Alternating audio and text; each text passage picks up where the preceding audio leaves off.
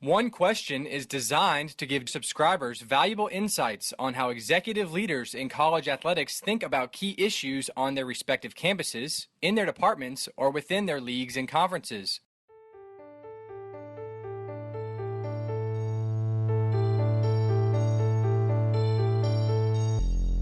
Greetings, this is Ty Brown and welcome to One Question, where we highlight executive leaders in college athletics. Our guest today is Ashley Stone. Ashley is currently over events and hospitality for Nebraska Athletics Development Office. Greetings, Ashley. Thanks, Ty. Now, Ashley, you spent 3.5 years in student athlete development at Nebraska, and now your role involves events and hospitality, which, for the lack of a better words, I guess you create an experience for donors to engage with Nebraska and potentially give money to enhance the student-athlete experience. Would you say that's right in terms of what you do? Yeah, I would agree with that statement. Okay, but for the last 3.5 years, your job was to create experiences for student-athletes so they can be successful while they were students and athletes at Nebraska, but also for the rest of their lives after playing sports.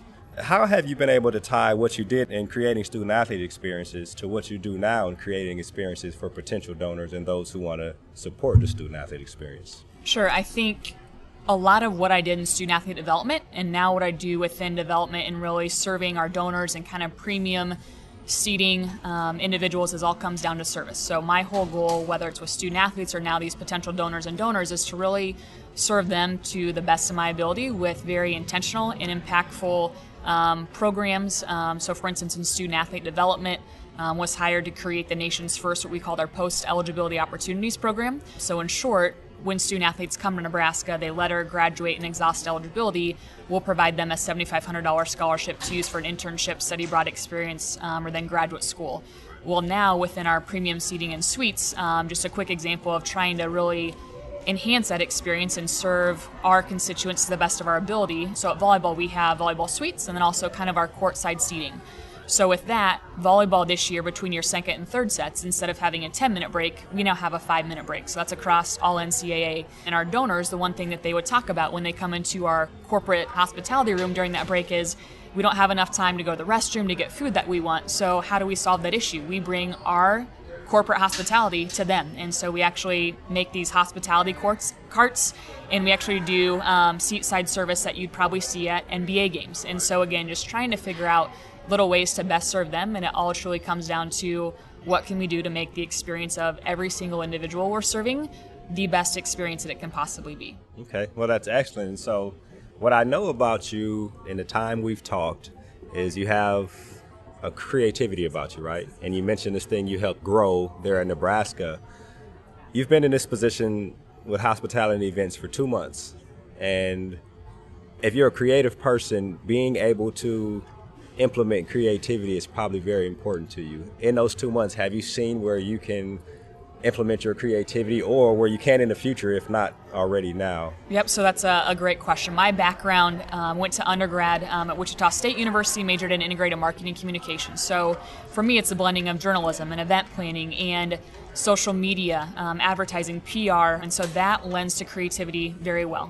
So I'm kind of a natural creator. My dad always said, Ash, you can do anything you want. You can sell ice to Eskimos. You're great at that. And so with that, I want to be very transparent in our processes to our suite owners, to those who have kind of high-level seating, and so have already thought about ways that we can share premium seating and suite experience online. I know we're, again, trying to escalate a lot of what we're doing just through meaningful experiences. So I've always been a big believer in the handwritten thank you notes, so have already sent those out to individuals that we've met. I just think those really, maybe people consider them smaller touch points, but I consider them moments of impact that when we provide someone a gift, whether it's an annual gift for suites, maybe we're doing suite renewals for football, and we're going to provide those individuals a gift. Whatever I touch and whatever my team touches, I wanted it to be so impactful at the moment that they open it, that whether it's 2 years down the road, 5 years down the road, they're going to see that gift again. They're going to see that handwritten note again and be like, wow, I have the exact same feelings flooding back to me and rushing back to me as that first moment that we had kind of getting the gift or that note.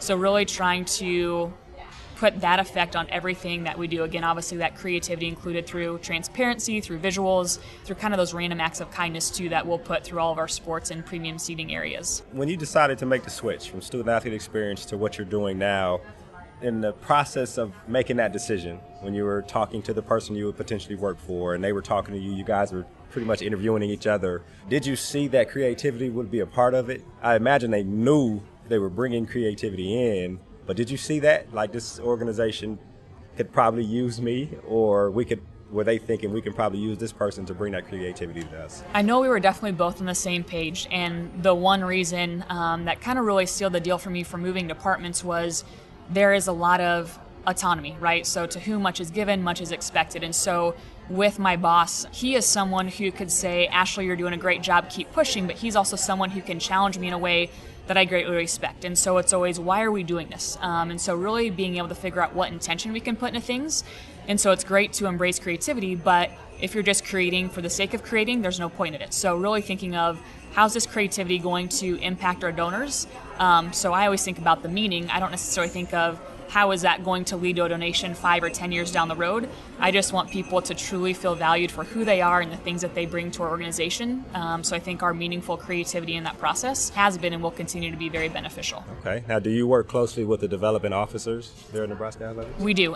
So we kind of have a hospitality and events team, and then we have a number of development officers, and everything that they're doing, we're involved in the process, and vice versa, just to make sure there is a lot of communication and we're having great touch points, knowing what the left hand's doing and the right hand's doing together.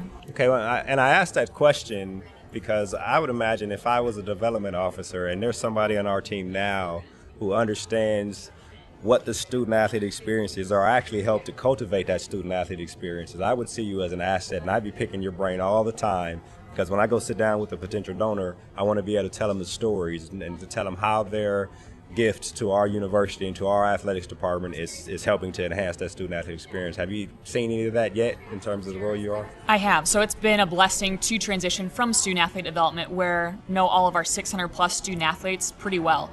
So for instance, a couple weeks ago, we had a scholarship luncheon where we brought in some of our higher-level donors who have named scholarships.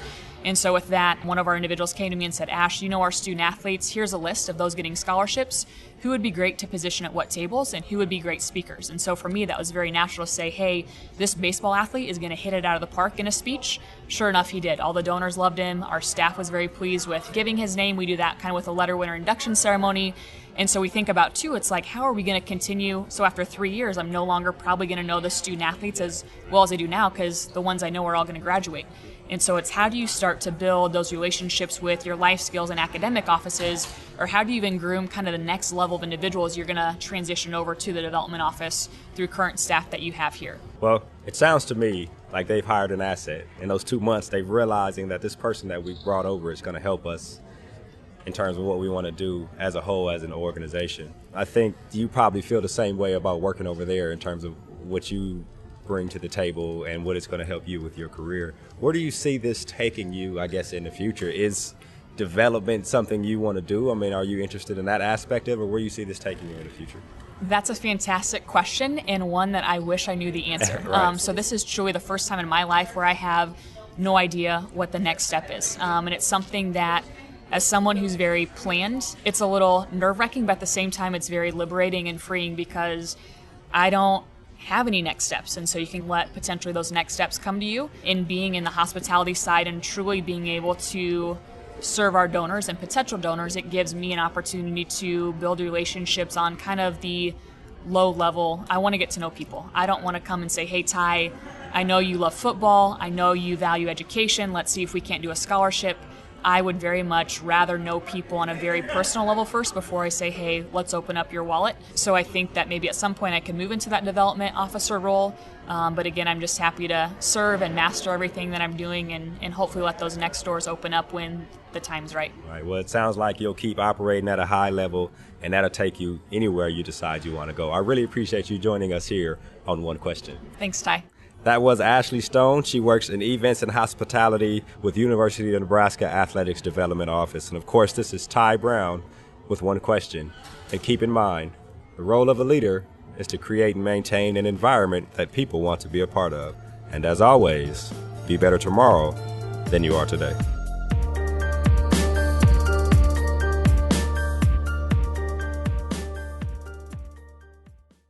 This episode of One Question is produced by Spades Media Group, solving problems using creative leadership.